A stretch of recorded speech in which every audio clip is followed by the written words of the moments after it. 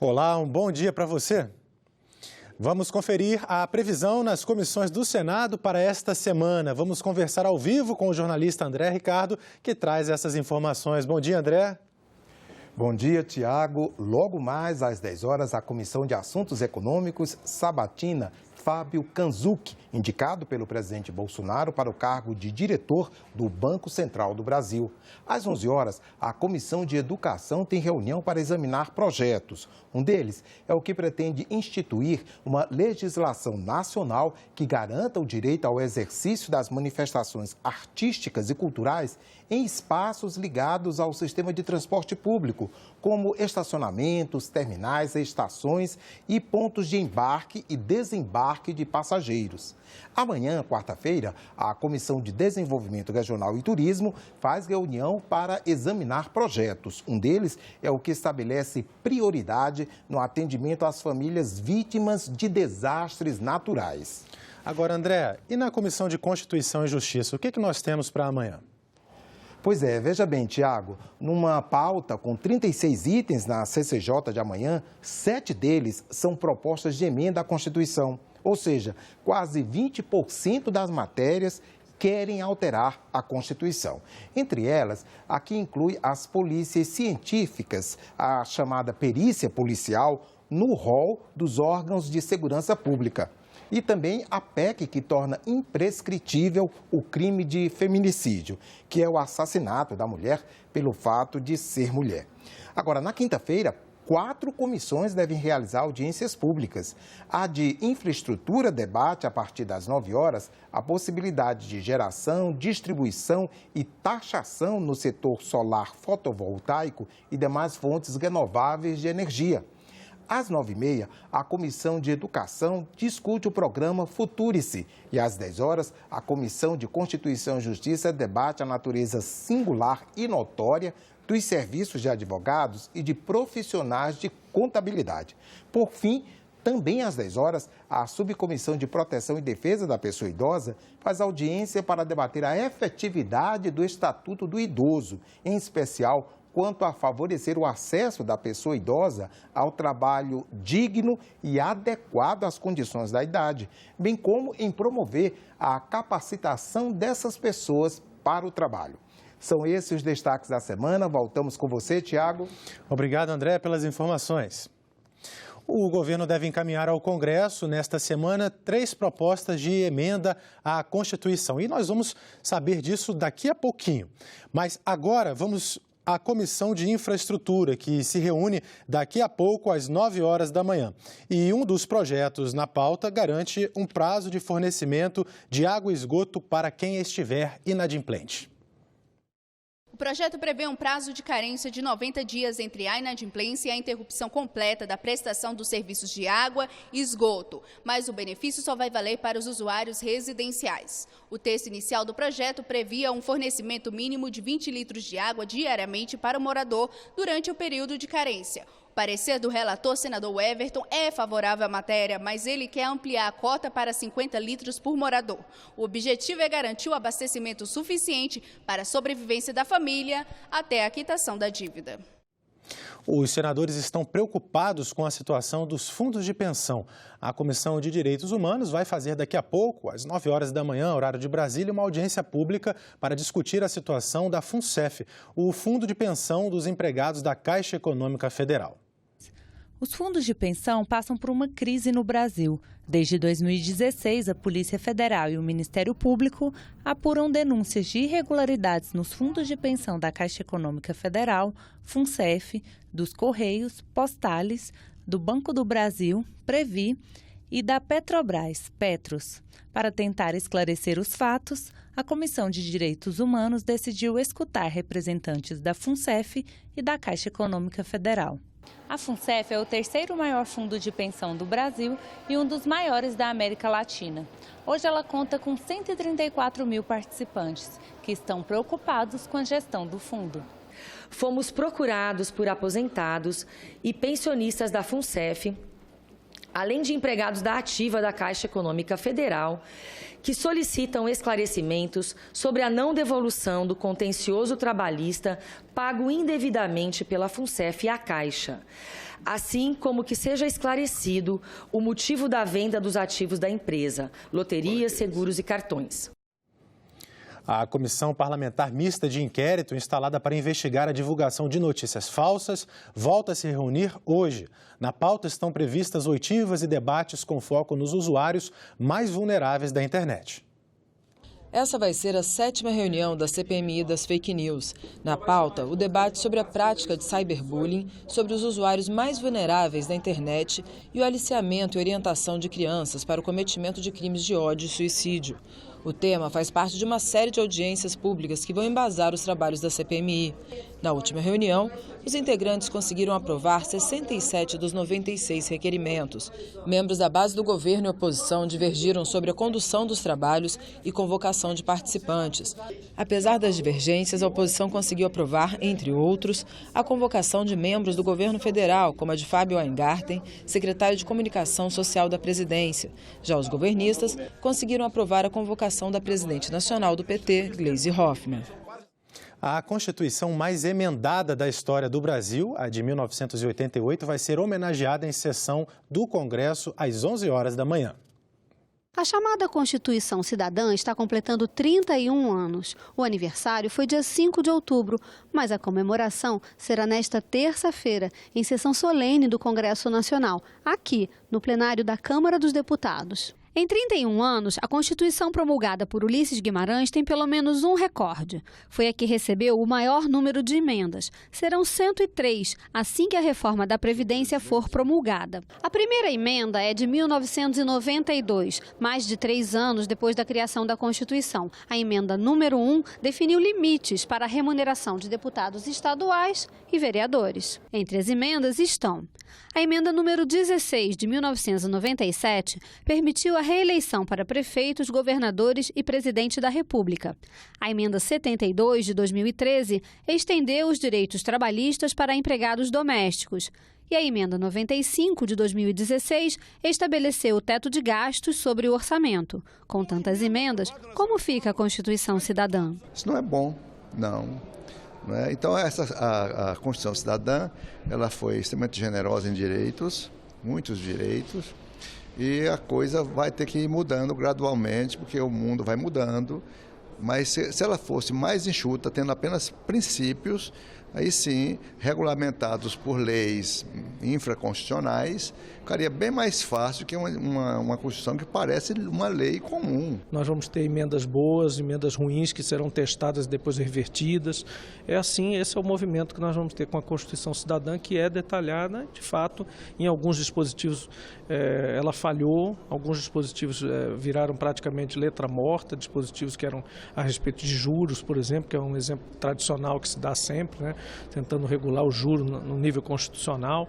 Impossível fazer isso, mas enfim, na maior parte, na majoritária maior parte, a Constituição Cidadã resiste. Ainda assim pode ser considerada democrática, ainda pode ser considerada, mesmo com todas as suas deficiências ou em inaplicabilidade, ela ainda respeita os direitos, os princípios muitas vezes que é esquecida pela população ou esquecida por aqui dentro dessa casa, mas ela ainda guarda esses valores. Temos que preservá-la, sim.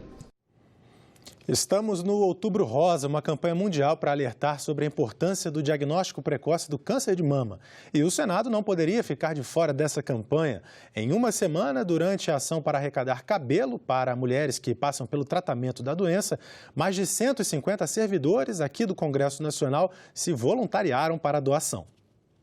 Eu fico muito satisfeita de conseguir fazer uma pessoa mais feliz e bonita. Para mim, o meu cabelo vai crescer. E talvez para ela seja muito mais importante, seja uma coisa de um valor muito maior do que hoje é para mim. Elas resolveram participar da campanha promovida pelo Senado, que está entre as ações mundiais de prevenção do câncer de mama este mês. É o Outubro Rosa. Neste ano, o Congresso ofereceu, em parceria com a ONG Liga do Bem, cortes de cabelo gratuitos para incentivar a doação a pacientes que passam pelo tratamento agressivo da doença. O corte de cabelo foi uma inovação. A Liga do Bem, ela chamou parceiros, cabeleireiros renomados aqui de Brasília. Então, todos os profissionais que fizeram essa ação acontecer. E nós cortamos já cerca de 100 cabelos. Acredito que até o final do dia, uns 160.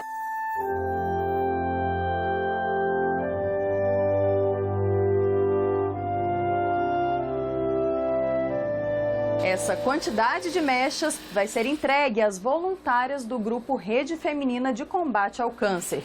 Elas confeccionam perucas para serem doadas a mulheres que perderam o cabelo por causa da quimioterapia e da radioterapia e conseguem minimizar o sofrimento das pacientes.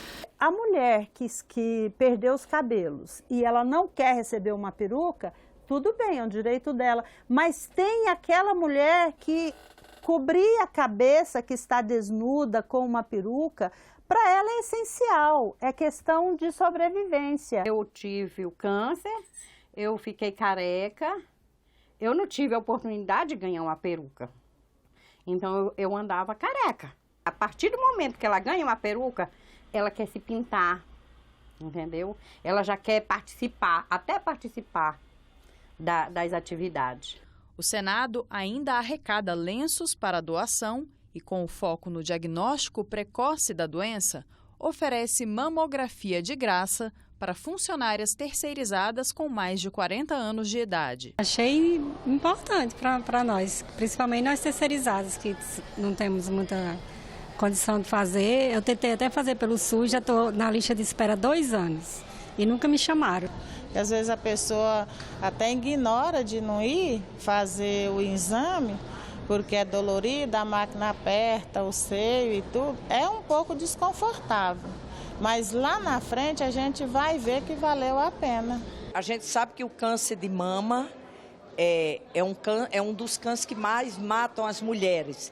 E a gente sabe que se ele for diagnosticado precocemente, tem 95% de chance de ter cura. A gente tem muitas mulheres que são vítimas do câncer. Eu passei por isso, a minha mãe, hoje eu não tenho mais a minha mãe, ela foi vítima do câncer de mama. É muito difícil esse período de tratamento em que se perde o cabelo, em que a autoestima da mulher, a gente sabe que o cabelo é tão importante.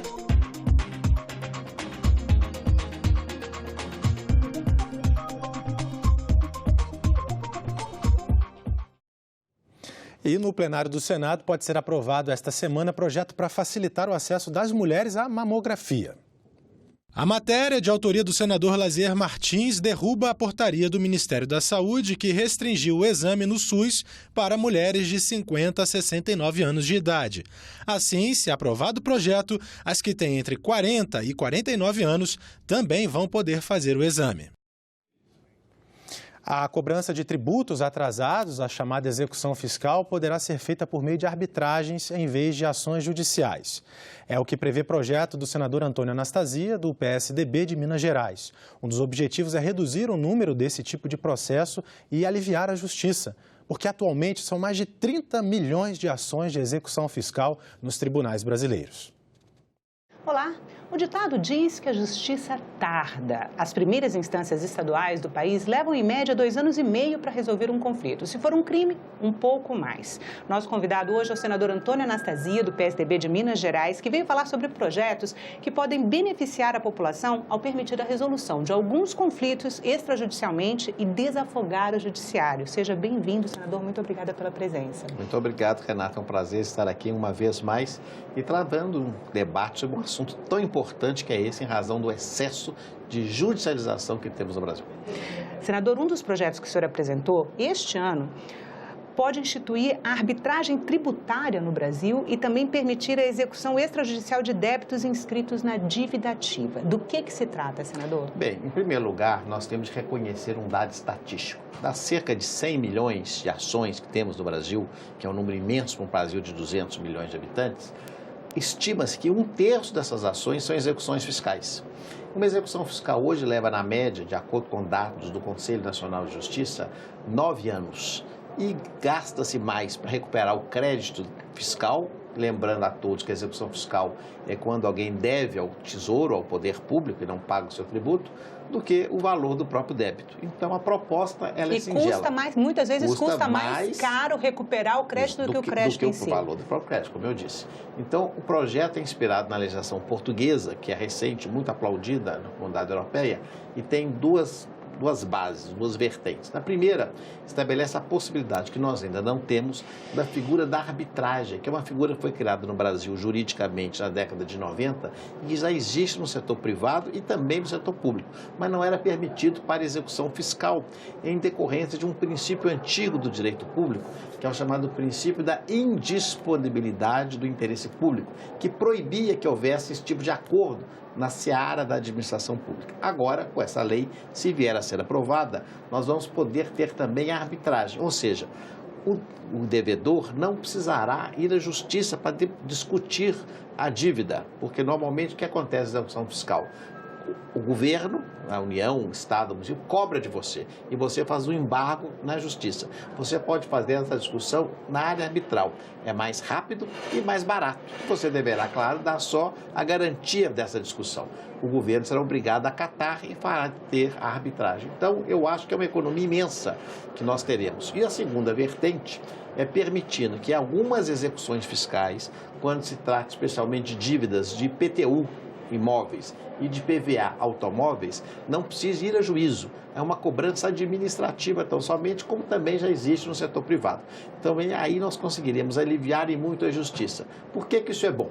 Porque nós vamos diminuir o custo da justiça, deixar a justiça resolvendo os assuntos mais complexos, mais polêmicos, e esses que são mais simples no direito podem ser resolvidos na via administrativa. Volto a dizer, de maneira mais rápida e mais barata. Senador, na justificativa do projeto, o senhor disse que seriam aproximadamente 31 milhões de ações. Um terço dos 100 milhões.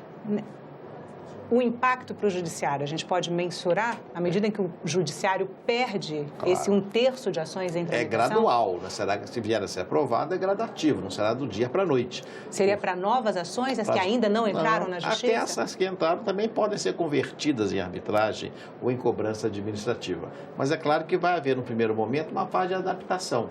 Nós não fazemos a lei para que ela faça uma revolução total no primeiro momento. Mas se vier a ser aprovada a lei, gradualmente ela vai avançar. E esse número passivo de 30 milhões de execuções fiscais vai diminuir no primeiro momento o número maior e ao longo do tempo vai reduzindo, levando à justiça a possibilidade de julgar mais rápido ações de interesse das pessoas, direito de família, cobranças, questões vinculadas a dívidas que as pessoas têm, e até créditos, e que não precisa ser as ações com o governo. Os outros 70% Os outros 70%, exatamente.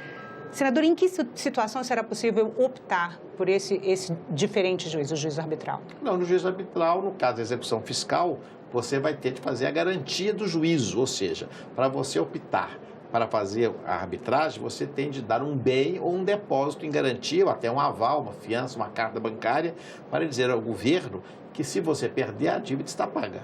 Mas tem ali o recurso para isso. A mesma coisa acontece no embargo, que é a figura processual que existe hoje na discussão. Então, ou seja, não há um risco para o poder público. Para o poder público também é bom, porque ele vai acabar sendo beneficiado pela rapidez. E é bom lembrar também, Renata, isso favorece a todos.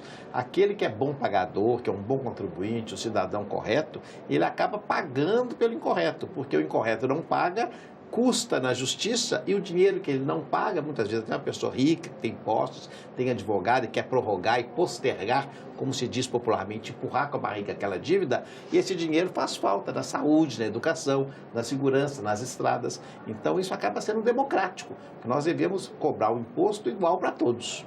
Senador, e essas ações vão ser ações nas esferas estaduais? Porque o senhor falou de IPVA e IPTU, IPTU municipal e IPVA estadual. No caso da ação administrativa, sim, porque é o caso de IPTU e IPVA, que são tributos estaduais e municipais. Mas no caso da arbitragem, pode ser feito com a União também. Então, uma dívida relativa a imposto de renda, a IPI, a CONFINS, que é da Justiça Federal, também pode ser objeto dessa arbitragem. Senador, na justificativa do projeto, o senhor disse que a recuperação do crédito público passou a ser um grande desafio para os governos de todos os níveis da federação e também do judiciário. né? Qual é o tamanho desse desafio? É o dado que foi colocado, 30 bilhões de ações. Sabe-se lá quantos trilhões de reais nós temos a receber. Claro que muitos não dá desses nem para valores, calcular, não porque dá pra essas calcular. ações estão sendo decididas, o valor delas está sendo decidido na justiça. E muitas vezes são ações antigas onde não há mais o que receber. Há um ditado antigo do direito que diz: aonde não há nada, até o rei perde. O que significa isso? Quando não há o bem a ser pago, o rei, que significa antigamente a coroa, hoje é o tesouro, não é? O tesouro da União, do Estado do município, ele não tem o que arrecadar, mas vai gastar na justiça. Ele gasta o salário do juiz, do oficial de justiça, do Ministério Público, do perito, o custo da justiça, para no final chegar e não tem nada para receber. Porque imagina que desperdício de tempo e de dinheiro. Por isso a via administrativa é muito mais fácil. Como que ela vai ser mais rápida, senador? Ela é mais rápida porque ela faz, primeiro, por arbitragem, cujos prazos são muito mais exíguos. Se monta através de um comitê de arbitragem, as partes indicam os árbitros, isso é feito, então, sem aquela solenidade do processo. E, por outro lado, a cobrança administrativa, ela é automática, porque já faz a penhora imediata do bem. O processo é muito mais rápido. O custo do advogado, o senhor também está definindo alguma coisa em relação a isso, né? O advogado tem de ser pago, é o seu trabalho. Então, a lei dá os parâmetros para a cobrança, mesmo assim, com valores que acabam sendo inferiores àqueles das custas judiciais. O senhor sugeriu no projeto metade do valor da normal. É uma sugestão, porque nós temos que essas custas são mais baratas, porque o processo é mais rápido. Então, acaba que, sob certo aspecto, também dá menos trabalho. Senador, um outro projeto que o senhor apresentou, esse em 2017, e foi convertido em lei, né? Passou pela Câmara dos Deputados, voltou para o Senado, e autoriza o uso de mediação ou arbitragem para definir os valores de indenização das desapropriações por utilidade pública, né? Como que vai ser isso? Na realidade, nós nos inspiramos nesse projeto em uma lei do Peru, do país vizinho, a República Peruana, que lá já havia essa disposição. Porque nós sabemos que existem novelas no Brasil. Vou dar um exemplo do meu estado, Minas Gerais. Você exatamente não sabe, mas a famosa represa de Furnas, que foi construída por Juscelino Kubitschek, que era governador de Minas na década de 50, tem pessoas que até hoje não foram indenizadas de áreas inundadas, em razão da morosidade do processo de desapropriação e de identificação da justa indenização. Então, o projeto que nós apresentamos e aprovamos prevê que, ao invés de se aguardar uma decisão judicial com a justiça cheia de processos, lenta, morosa, possa ser feito também por arbitragem. Ou seja, não vamos a juízo, mas vamos chamar aqui árbitros especialistas que vão estabelecer qual que é o preço justo para a indenização. Mais uma vez, muito mais rápido, muito mais barato para quem foi desapropriado e tem o direito de receber, e para o governo, que também terá de pagar, mas terá de pagar o preço justo. E nós não podemos pensar que a desapropriação é, na verdade, uma usurpação da pessoa. Ele tem direito a receber pela propriedade que perdeu. Senador, isso vai valer para as desapropriações que já aconteceram ou só para as futuras? Agora, para as que estiverem entrando a partir de agora. Senador, muito obrigada pela entrevista. E, como falamos mais cedo aqui no jornal, o governo deve encaminhar ao Congresso nesta semana 3 propostas de emenda à Constituição. A intenção é mudar a regra de ouro, definir medidas de controle fiscal para os estados e revisar os fundos constitucionais. Vamos então conversar com a repórter Isabela Dutra, que vai explicar para a gente o que é essa regra de ouro. Bom dia, Isabela. Bom dia, Tiago. Bom dia a todos. Regra de ouro é o limite de endividamento do governo federal para despesas com manutenção. Se esse limite não for cumprido, o próprio presidente da República pode ser enquadrado em crime de responsabilidade. Uma das propostas que o governo deve apresentar aqui hoje no Senado altera essa regra de ouro. As outras 2 propostas definem medidas de controle fiscal para os estados e fazem uma revisão dos fundos constitucionais e infraconstitucionais. Senador Nelsinho Trade, bom dia. O que o senhor acha dessas medidas? Bom dia a todos. A gente observa que o governo está tentando ditar regras no sentido de procurar uma melhoria nas gestões fiscais dos estados e, consequentemente, dos municípios. Nós entendemos que são medidas polêmicas, algumas com intenções boas no sentido de procurar oferecer a cada estado condições para que eles possam ter uma regra de endividamento fiscal e de se comportar com a sua receita, a fim de que, depois de tudo isso que está se vencendo, não possa, daqui 5, 6, 7, 10 anos, os estados estarem praticamente todos quebrados, como a gente observa que isso está acontecendo hoje. É válido, mas pode ter certeza que vai dar muita polêmica nessa casa, vai. Por exemplo, a regra de ouro, que tipo de polêmica ela pode causar? Como que deve ser a tramitação aqui, na sua opinião? Na minha opinião, é o seguinte, essa medida ela vai estabelecer condições para que os governos possam ter mais flexibilidade nas suas transações fiscais. Ocorre que, e isso é bom, porque cada estado tem uma particularidade, ocorre que tem determinados limites de investimentos que se faz em saúde e em educação, que são os limites constitucionais, que é um dos temas que vai ser abordado e que também está inserido nesse, que, no meu entendimento, devem ser preservados e respeitados. Ora, todo mundo fala de crise em saúde, que saúde não vai bem por falta de recursos. A partir do momento que você desobriga de se fazer investimento nessa área, com certeza você pode investir menos do que aquilo que era obrigado.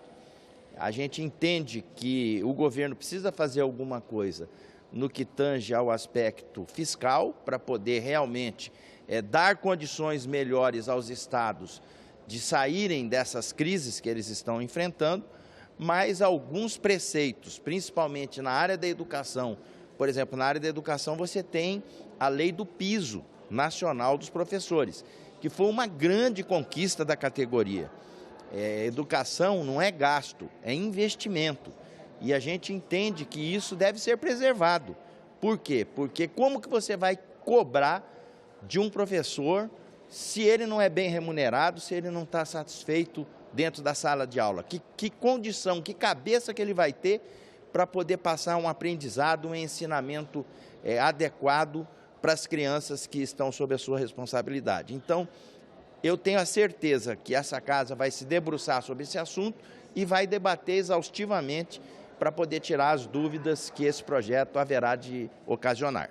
Senador, essa manutenção de investimentos em educação e saúde pode ser tema de um acordo aqui? Isso pode ser garantido durante a tramitação dessas PECs? Olha, todas as vezes que vem matéria polêmica aqui, que não se tem acordo, tenta-se buscar um. Eu entendo que esse é um ponto nevrálgico nessa questão e a certeza de que os senadores vão procurar achar um texto que possa preservar essas questões e fazer com que o restante da matéria, que tem o seu lado bom, que é um lado de poder tentar reorganizar, pelo menos para um futuro próximo, as contas dos estados, possa também ser preservado. O senhor acha, então, que essas medidas podem ajudar os estados nesses problemas de caixa que eles estão vivendo? Municípios também, né, senador? É verdade. A gente observa que a grande maioria dos estados, você não passa de 4, 5 estados que estão com suas contas em ordem. O restante, 80% deles, estão todos no vermelho. Malemar consegue pagar o funcionalismo. O investimento, então, é uma coisa rara. Os municípios na mesma toada. Que se tem que fazer algo, tem. Porque não dá para a gente promover o desenvolvimento econômico tendo os entes federados todos quebrados. Você tem que dar condições para que todo mundo entre nesse giro de desenvolvimento econômico. São propostas, então, no chamado Pacto Federativo, que tem várias outras também, não? Sim, são propostas que vêm de encontro com essa nova modelagem do governo, da redistribuição dos recursos oriundos da União, no sentido de dotar estados e municípios de mais condições para eles poderem promover geração de emprego e renda. Isso vem numa boa hora. A gente já tinha esses dados de que a grande maioria dos municípios brasileiros fecharam as suas contas no vermelho. Quando se estabeleceu lá na Constituição de 88 a divisão desses recursos, 1/3 era para cada ente, 1/3 para o município, 1/3 para o estado, 1/3 para a União.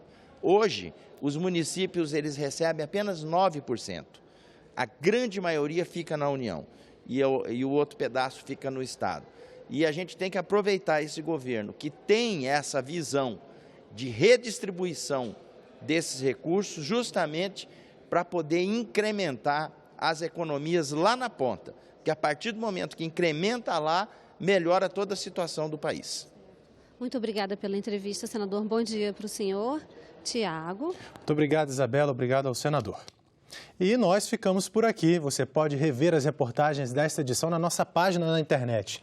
Acesse senado.leg.br/TV. Muito obrigado pela sua companhia e continue sintonizado aqui na TV Senado.